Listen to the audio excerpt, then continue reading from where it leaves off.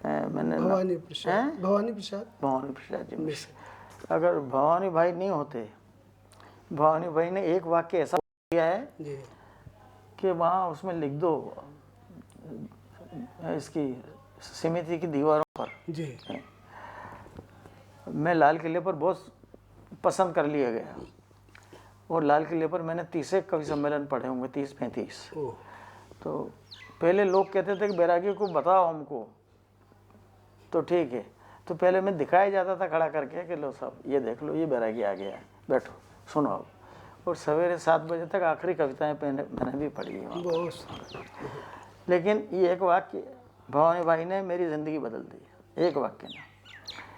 लोगों ने मेरे पक्ष में संपादकीय साप्ताहिक हिंदुस्तान ने लिखा उस समय जी लेकिन लोगों ने अटपटा भी कहा कि ये तो सब तुकबंदी है ना, तुकोजी राव है ना, ऐसा बताते रहे, करते रहे। तो मैंने भवानी भाई को पत्र लिखा। भवानी भाई ने मुझे बम्बई में ढूंढ लिया था, जब वो बम्बई में थे तब। तो आकाशवाणी में थे तब। जी जी तो भवानी भाई ने कहा कि बैरागी तुम जैसा लिखते हो वैसा लिखते रहो, जैसा पढ़ते हो वैसा पढ़ते रहो। नदी निकलने से पहले ये तय नहीं करती कि वो कितना लंबा, कितना चौड़ा और कितना गहरा बहेगी। वाह सुंदर। उसका काम है बहते हुए रहना और समुद्र तक चले जाना, उसमें विलीन हो जाना। रहा सवाल आलोचकों का, सो आलोचकों की परवाह मत करो, क्योंकि संसार में आलोचकों के स्मारक नहीं बनते हैं। आज तक किसी की परवाह नहीं की हमने, सम्मान सबका किया है। उनको सुना कि भाई ये हमारी आलोचना है, लेकिन उनकी परवाह नहीं की, सम्मान किया कि आप सम्मान नहीं है, बैठो, बहुत अच्छे। आपने गद्य भी खूब लिखा है। हाँ। और बहुत परिमार्जित गद्य है, क्योंकि मुझे भी सौभाग्य मिला थोड़ा आपको पढ़ने का।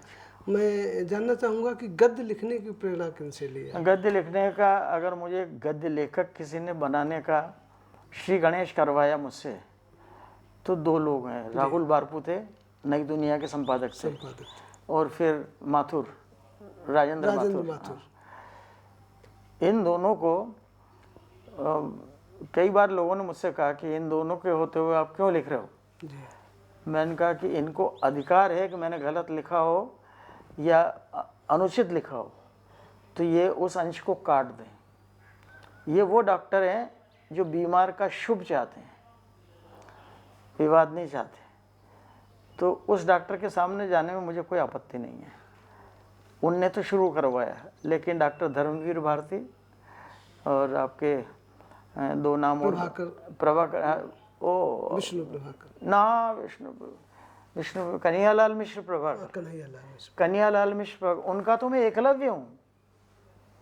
और फिर तीसरे महावीर अधिकारी, इनने मेरे गद्य को परिष्कृत किया और ढूंढ करके पढ़ना और फिर पत्र लिखना और समझाना कि ऐसा नहीं ऐसा होना था, ये काम इन लोगों ने किया। इन 5 लोगों ने मुझे गद्यकार बनाया। और एक बात कह देता हूँ मैं आपसे साहब, यदि आप देवताओं के नैवेद्य में से कुछ खाओगे तो आपने देव भोग में से खाया है, लेकिन किसी भिखमंगे की थाली में से उठा खाओगे तो कहोगे भुक्कड़ साला किसी की भी यहाँ से लेकर के खा लिया। इसलिए वो प्रसाद नहीं माना जाता है। ये सब वो लोग हैं जिन्होंने पीढ़ियों को प्रसाद दिया है। जो आपको पता है, मैं भारती जी के मुंह लगा हुआ था, धर्मवीर भारती की। एक दिन मैंने उनसे कहा, मैंने कहा आपने मेरी एक पूरी किताब कच्छ का पदयात्री 4 किश्त में धर्मयुग में छाप दी, 4 किश्तों में छापी किताब को। अच्छा। लेकिन आप मेरी कविताएं क्यों नहीं छापते हो? तो धर्मवीर भारती ओफो, ये सुनते ही उन्होंने कहा कि सुनो, मेरे बहुत हितैषी थे और मेरे बहुत आशीर्वाद दाता थे। उन्होंने कहा सुनो बैरागी, हम तुम्हारी कविताएं कभी नहीं छापेंगे। अच्छा। मैंने कहा कि कमाल कर रहे हो आप, क्यों नहीं छापेंगे? बोले हम तुम्हारे पाठक कम नहीं करना चाहते हैं, इसलिए नहीं छापेंगे। धर्मयुग में छपी हुई कविताएं कौन पढ़ता है? कोई नहीं पढ़ता है। ये धर्मयुग के संपादक का और उस समय जब वो प्रकाश स्तंभ था, सब कुछ ये बहुत बड़ी बात थी। बहुत बड़ी बात है। बोले कि हम तुम्हारी कविताएं छापेंगे, लोग तुम्हें पढ़ना बंद कर देंगे।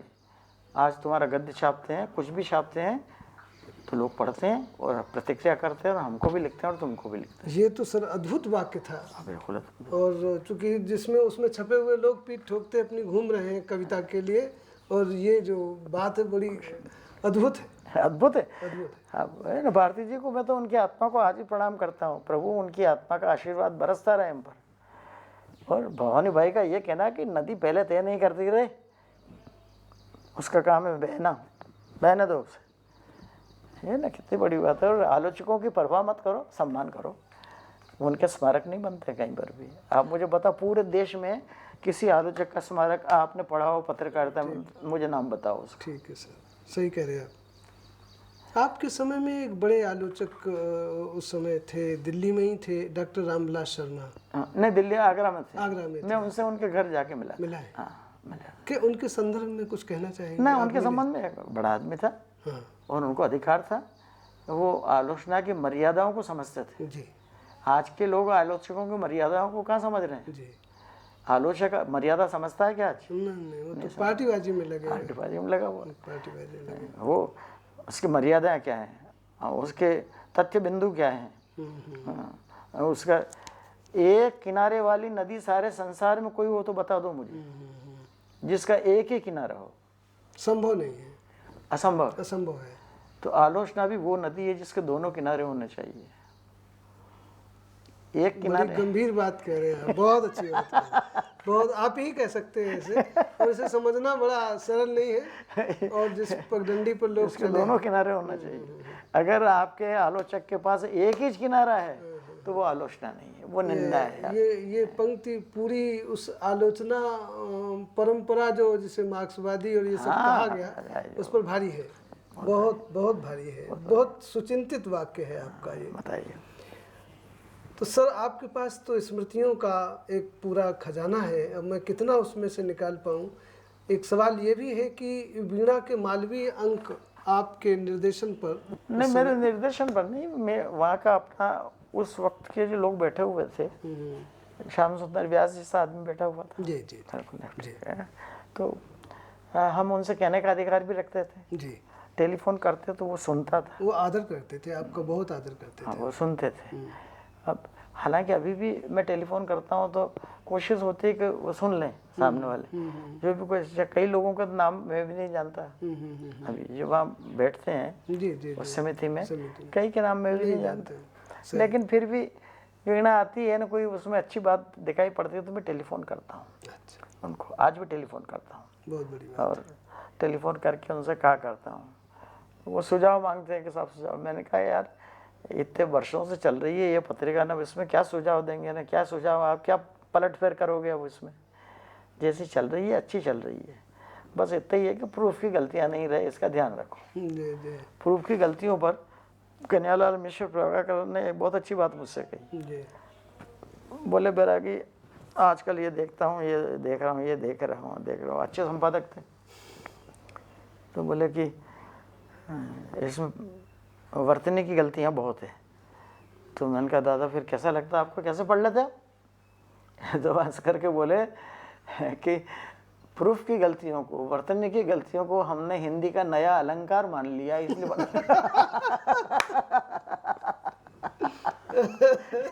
हम इसको है ये कहने का दम है। बड़ी बड़ी व्यंग्यात्मक बात है, लेकिन उसमें बहुत कुछ है। उसको हमने हिंदी का नया अलंकार मान लिया है। सर, आप पर लोगों ने पीएचडी भी की है। 5 पीएचडी मुझ पर हुई है, 3 तो ये आपके सामने यहाँ पड़ी हुई है। जी जी जी जी। 3 और 2 की प्रतियां मुझे नहीं मिली, या कहीं मेरे यहाँ से मिसप्लेस हुई है। मेरे मकान बहुत बदलने पड़े ना इधर उधर मुझे, और किताबें भी मेरी 40 निकली है, लेकिन ये 15-16 बची हैं। जो पीएचडी करने के लिए ले जाता है वापस लाता ही नहीं है, तो देता ही नहीं है, और चला जाता है ना, बोले साहब मुझसे बोले गया ना, मुझसे और एक बात मैं जानता हूँ, इसलिए मैं भी हंस करके चुप हो जाता हूँ कि किताब और कन्या घर से जाने के बाद आती नहीं है। एक बार आती हो तो बताओ। आनी भी नहीं चाहिए। आनी भी नहीं चाहिए। एक किताब वापस आ जाए तो मैं, अरे साहब, और हिंदी में किताब वापस आ जाए, इसका मतलब ये कि हालांकि आप बिल्कुल सैद्धांतिक रूप से सही कह रहे हैं। संस्कृतकारों ने कहा भी है कि उन्होंने तो यहाँ तक कहा कि जब विमोचन हो जाती है तो वो कन्या की तरह पराई हो जाती है, आपकी नहीं रहती। वो तो किताब और कन्या वापस नहीं आती कभी भी। ना, आप सही बात कह और किताब 3 तरह से ली जाती है, खरीद करके 1, मांग करके 2 और चुरा करके 3। चुरा करके आप देखते होंगे लोग चुराते भी हैं किताबें, चुरा के लिए चले जाते हैं। वो ज़्यादा ही चुराते हैं। आपकी लाइब्रेरियों में रचनाएं चुरा लेते हैं, किताब तो लेते ही है। सर, एक सवाल जो आपके उस राजनेता के स्वरूप पर करना चाहेंगे, रूप में आपसे उत्तर चाहेंगे। आपने पूरा उस समय आंदोलन देखा और स्वतंत्रता देखी, और उसके बाद देश के विकास के लिए समर्पित राजनेता देखे। एक ही उद्देश्य था, भारत और उसकी समृद्धि का। सब मिलकर के वही काम कर रहे थे। आज भी आप देख ही रहे हैं कितना फर्क हो गया है राजनीति के सोच में। होगा जैसे जैसे नई पीढ़ियां आएंगी, वो अपनी आकांक्षाओं और अपनी महत्वाकांक्षाओं और अपनी हीन महत्वाकांक्षाओं के साथ आएगी। ये महत्वपूर्ण बात है। तो आकांक्षा राजनीति को स्वीकार है जी, महत्वाकांक्षा राजनीति में स्वागत है, लेकिन हीन महत्वाकांक्षा का न जनता में स्वागत है न राजनीति में स्वागत है। लेकिन आपके पास में कौन सी पार्टी कब बने और कब टूट जाए आपको पता नहीं, कुछ नहीं कह सकते। और संविधान आने के बाद में इन बातों पर लोग विचार तो करते हैं, पर उसको अंततः स्वीकार नहीं करते हैं। बिल्कुल अंततः स्वीकार नहीं करते। आप संसद में ऐसे दिन हमने कभी नहीं देखे जैसे आजकल हम देख रहे हैं। विधानसभा में भी ऐसे दिन नहीं देखे जैसे आजकल देख रहे हैं। बिल्कुल है ना, एक बार हो गया तो हो गया। लेकिन कुल मिलाकर के मैं अभी भी इस देश में और इस देश के संदर्भ में लोकतंत्र को अत्यंत आवश्यक समझता हूँ। अभिव्यक्ति की आज़ादी को अत्यंत ज़रूरी समझता हूँ। लोगों को आप बोलना बंद कर देंगे तो काम नहीं चलेगा आपका। उन्हें बोलने दीजिएगा और उनसे कहिएगा कि ज़रूर बोलिएगा आप। बिल्कुल। और वन वे कभी भी संवाद मत करिएगा कि मैं तो बोलूँ लेकिन आप मत बोलना। बिल्कुल ये नहीं चलेगा। बिल्कुल अभी आप अब जाकर के आप इसका संपादन करने के बाद खुद इसको देखना कि इसमें रोचकता है कि नहीं है। जी जी जी। वरना ये कहिए नीरस हो जाता सारा का सारा मामला। बिल्कुल बिल्कुल। अगर आप 10-20 बार हंसते नहीं, मुस्कुराते नहीं तो नीरस हो जाता है सारा का सारा। तो देश के लिए बहुत आवश्यक है। और अभी भी हमको याद रखना चाहिए कि 5,80,000 गाँव का देश है, शहरों का नहीं है। शहरों में तो लोग घुस जाते हैं, आ जाते हैं और जैसे तैसे रहते हैं, पड़ोसियों को नहीं पहचानता। यहाँ तो अगर मैं बिस्तर पर हूँ तो 10 टेलीफोन आते हैं कि बिस्तर पर क्यों हैं आप। वहाँ कोई नहीं पूछता आपसे। मेरे पास कभी कभी अपने मिश्र जी हो, दिल्ली वाले, बहुत पुराने हैं, मुझसे 4-5 साल पुराने, वो टेलीफोन करके पूछा करते हैं मुझसे, मेरा कि तुम्हारी तबीयत कैसी है। हमने कहा कि साहब ऐसा लग रहा है जैसे पिता अपने पुत्र से पूछ रहा हो। हाँ, पहले से अच्छा ही ठीक हूँ। लेकिन रामधरस मिश्र की बात है। रामधरस मिश्र वो अब बताओ, वो टेलीफोन करके मुझसे पूछे, बहुत बुजुर्ग आदमी कि तेरी तबीयत कैसी रहे। तो बड़े सहृदय मन है वो, सहृदय। हाँ बताइए, इनका आभार मानना चाहिए, उपकार मानना चाहिए। और भगवान की कृपा है कि ये लोग हमारे सामने हैं। बिल्कुल बिल्कुल सर। हम और इतने सहृदय हैं, अभी भी चिट्ठी पत्र लिख रहे हैं। दूसरा क्या हुआ कि तेजी से गए 25 सालों में, 30 सालों में महिला साहित्यकारों की संख्या बढ़ गई, बहुत बड़ी है जी 23, खूब बड़ी है। और अब जैसे ये आप पहचानते भी नहीं होगे, मेरे पास कल आई है ये किताब मंदोदरी। नहीं नहीं, मैंने नहीं पढ़ी। अब बताइए, मंदोदरी पर कोई खंड काव्य लिखे, ना परिवार में आप मंदोदरी नाम किसी का नहीं रखते, जी लेकिन आपकी 5 सतियों में एक मानी जाती है वो। जी जी जी ठीक है। पंचकन्या, पंचसती। द्रौपदी, सीता, मंदोदरी, तारा, ये नाम हमारे यहाँ नहीं रखे जाते हैं। सीता का नाम रखने में माँ बाप 100 बार सोचते हैं। तो ये कल आई किताब वहाँ से। अब ये डॉक्टर चंद्र प्रकाश वर्मा की भतीजी है, सिवनी में रहती है। जी ये उस पर किताब आई कि साहब इस पर कुछ लिख के भेजो। मैंने कहा कि मैं समीक्षा, आलोचना और समालोचना 3 नहीं लिखता हूँ। बहुत अच्छा है। क्योंकि लिखने के लिए पहले उसे पढ़ो। तो मैं तो यही काम करता रहूँगा, अपना कब लिखूँगा। अरे क्या बात है। तो मैंने कहा कि ये तो आप किसी और से करवाना, लेकिन किताब मैं पढ़ूँगा जरूर, मेरे पढ़ने के समय में पढ़ूँगा। और बगैर पढ़े लाइब्रेरी में नहीं जाएगी। 300-300 पेज, 400-400 पेज की किताबें आ जाती हैं। और तीसरे दिन टेलीफोन करते हैं कि आपने पढ़ी कि नहीं पढ़ी। मैं उनसे कहा करता हूँ क्या उस किताब को उठाओ ना आज, तीसरे दिन पूछ रहे हो।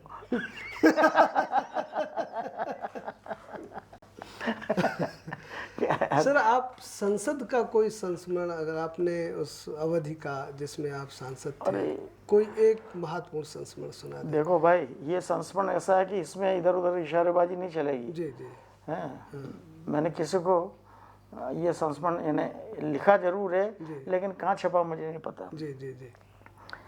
एक तो मैं था, और जिसने सरगोदा की ज़मीन पर हम इसके पाकिस्तान के टैंक उड़ा दिए थे, वो था कर्नल अयूब। हाँ।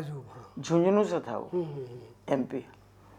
और डॉक्टर बलराम जाखड़ अध्यक्ष थे। उनकी दूसरी टर्म थी, पहली टर्म कर चुके थे वो। तो भगत सिंह राजगुरु, और वो अपना तीसरा नाम भगत सिंह राजगुरु, अशफाक उल्लाह का, अशफाक नहीं है, तीनों हिंदू है। गुरु नहीं, आप फिर से ले। आजाद गुरु नहीं, मेरे गले अटक रहा है। राजगुरु भगत सिंह बिस्मिल राजगुरु थी। बिस्मिल ही हुई तो ना, बिस्मिल नहीं था यार, दूसरा नाम है। चलो ठीक है।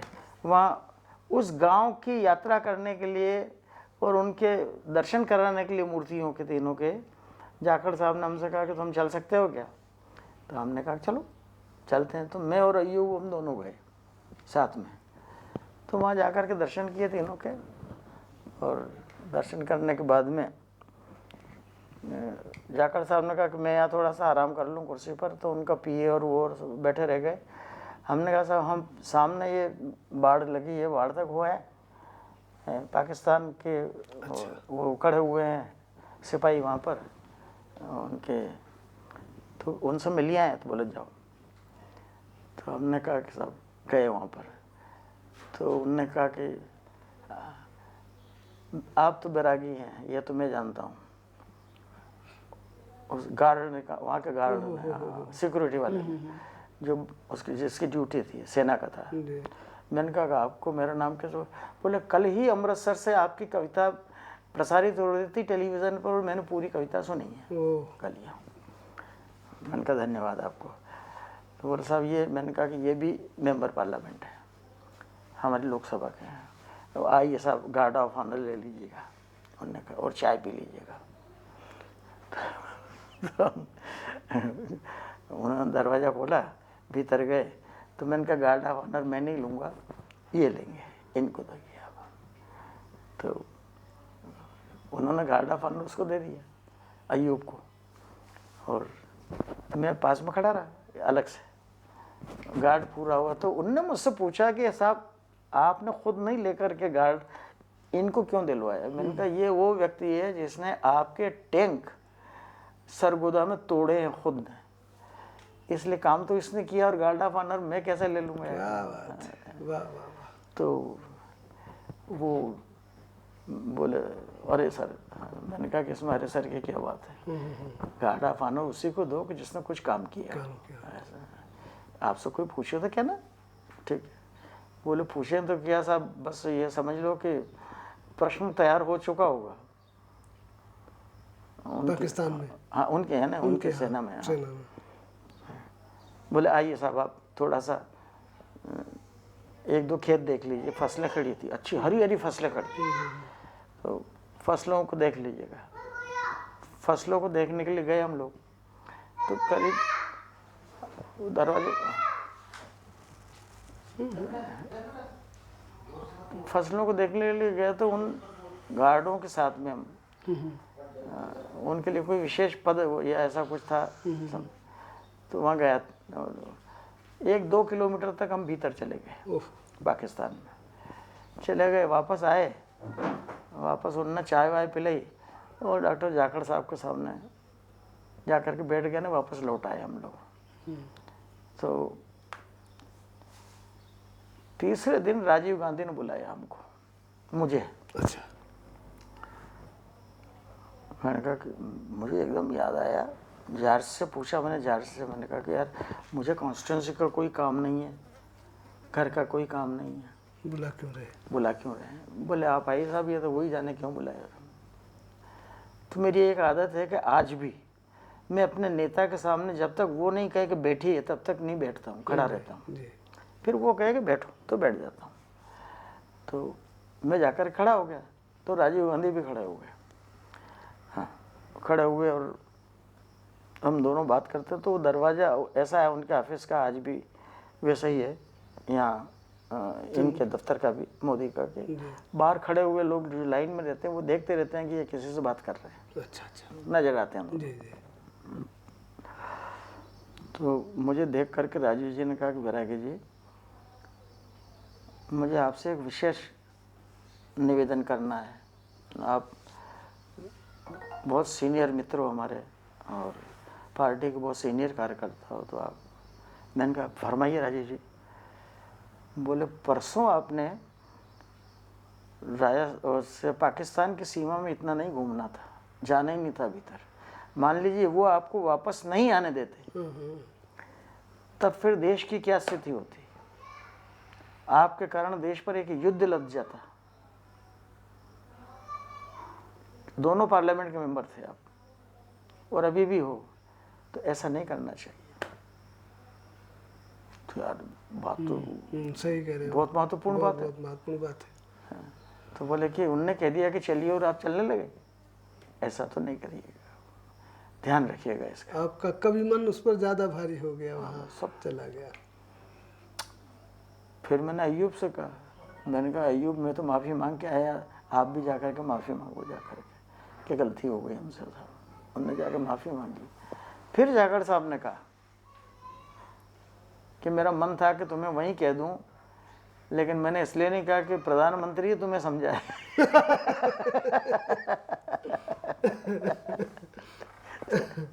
आप मुझे बताइए, ये हमारे लोकसभा के संस्मरण है। सर, राजभाषा हिंदी के विकास को और हिंदी की स्थापना के लिए सबसे पहला जो कदम उठाया था वो इंदिरा गांधी जी ने उठाया था। उन्होंने ही राजभाषा विभाग बनाए और ये किया। मेरी दृष्टि में हिंदी के विकास के लिए जो सर्वाधिक कार्य किसी राजनेता ने संसद में किया है वो इंदिरा गांधी है। और दूसरे राम मनोहर लोहिया की कोई स्मृति आपको इस तरह को, चूँकि वो बहुत ज़बरदस्त ढंग से हिंदी का पक्षधर थे, कुछ है ऐसा संस्मरण जो हिंदी? भाई मैं तो उनके सामने तो लोकसभा में नहीं रहा जी। मैंने तो लोहिया की केवल एक सभा मंदसौर में सुनी। अच्छा। जिसमें उन्होंने अंग्रेजी की ऐसी तैसी कर दी, एक ही वाक्य ने। यहाँ मंदसौर की सभा थी करीब, उसमें 20,000 लोग थे सुनने वाले। मैं तो कांग्रेस का था जी। लेकिन राम मनोहर लोहिया है इसलिए मैं सुनने गया जी। उन्होंने बहुत अच्छी बातें कही। उसमें एक बात ये कही कि अंग्रेजी में हस्ताक्षर वो करेगा जिसकी या तो माँ अंग्रेज है या जिसका बाप अंग्रेज है।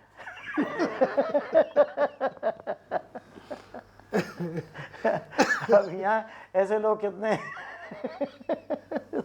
बड़ी भारी बात थी, बहुत बड़ी बड़ी बात थी और बड़ा चोट करने वाली। अरे बड़ी चोट करने वाली। उन्होंने कहा कि भाई ना आपकी माँ अंग्रेज ना आपके पिता अंग्रेज, आप भारत में पैदा हुए और अंग्रेजी अंग्रेजी अंग्रेजी करते कर रहे हैं। ये आज यदि आपको भी पूरी तरह से, और हम प्रार्थना भी करेंगे कि ऐसा ही हो कि आप रोग मुक्त हो, पूरी ऊर्जा से भरे हो, तो क्या पहला काम जो आप करना चाहेंगे, जो पेंडिंग आपको लग रहा है कि हमें ये करना चाहिए? नहीं, मेरे पास 2-3 मेरे पास इन दिनों क्या होता है कि 2 काम के लिए ज़्यादा मुझसे पूछताछ होती है लोगों जी की। जी जी। और कमलेश्वर का वाक्य मैं कोट कर रहा हूँ। अच्छा। कमलेश्वर की भी यही स्थिति हो गई थी, बीमार भी हो गए थे ना, तो उनसे किसी ने पूछा कि आजकल क्या कर रहे हो, तो वो बोले आजकल भूमिकाएं लिख रहा हूँ और विमोचन कर रहा हूँ।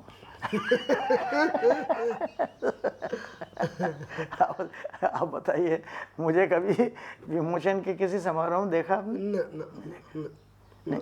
तो मेरे पास क्या है कि पांडुलिपियाँ बहुत आती हैं, ये सब पांडुलिपियाँ पढ़ी हुई है जिन पर मुझे लिखना था और लिखा है। अभी एक पांडुलिपि वहाँ की जयपुर वालों की पढ़ी है, इस पर भी लिखना है मुझे, और कुछ 1-2 लेख और लिखना है। अब जैसे विधानसभा का पढ़ा हुआ है, और आपके ये जो दीपावली विशेषांकों के लिए अभी से पत्र आने लगे, तो कुछ लेख लिखने हैं, कुछ कविताएं लिखनी है, जो सूझे वो लिखो, और जो कुछ उससे मिल जाए वो सरस्वती का दिया हो मानो। बिल्कुल सरस्वती देती है। लेकिन फिर ये एक वाक्य आप कहीं ना कहीं कोट करो, हमारे पास देवी देवता तो सैकड़ों हजारों हैं, करोड़ों हैं, लेकिन एक देवी ऐसी है हमारे पास जो कभी क्षमा नहीं करती, वो है सरस्वती। अच्छा। आज तक सरस्वती ने किसी को माफ़ नहीं किया। उसको लगा कि इसने थोड़ी सी इधर उधर कर दी तो उसने उसका भी ऐसी तैसी कर दी, जो कुछ कर सकती थी किया उसका। बड़े बड़े कवियों को आपने पागल होते हुए देखा होगा, वो किसी को क्षमा नहीं करती। वो या तो मंडित करती है, या पंडित करती है, या दंडित करती है, बाकी चौथा उसके पास कोई प्रतिक्रिया नहीं है कि जो चौथा करे। वो किसी को भी, आपको जबरदस्ती लोग पंडित कहते हैं, आओ पंडित जी, क्या लिखा है, क्या किया है, सही, मुझे कहें आई पंडित जी बैठी है। अब मैं काहे का पंडित हूँ, लेकिन सरस्वती पंडित बना देती है। दूसरा, बाहर जाते हुए लोगों से पूछो तो बोले यार पंडित आदमी है यार, सब पढ़ा लिखा है पंडित। या फिर वो मंडित करती है, अरे सरस्वती पुत्र साहब क्या बात है। या फिर दंडित करती है, अरे जा भाड़ में साले सरस्वती को बदनाम कर रहा है। सरस्वती पुत्र वाक्य से याद आया, निराला की कोई स्मृति? निराला के दरवाजे पर लौट आया रमेश महबूब के कारण। अच्छा, कान उन्होंने कहा अरे यार पागल हो रहे हैं ना, वो मारेंगे यार, तो मैं तो तेरे साथ नहीं आऊंगा भीतर। दरवाजे पर यूं सीढ़ियों पर खड़े हुए हम। अरे वापस लौट आया यार, दुर्भाग्य था। लेकिन मुझे तसल्ली कब हुई कि जब भवानी भाई ने कहा कि मैंने भी निराला को नहीं देखा यार।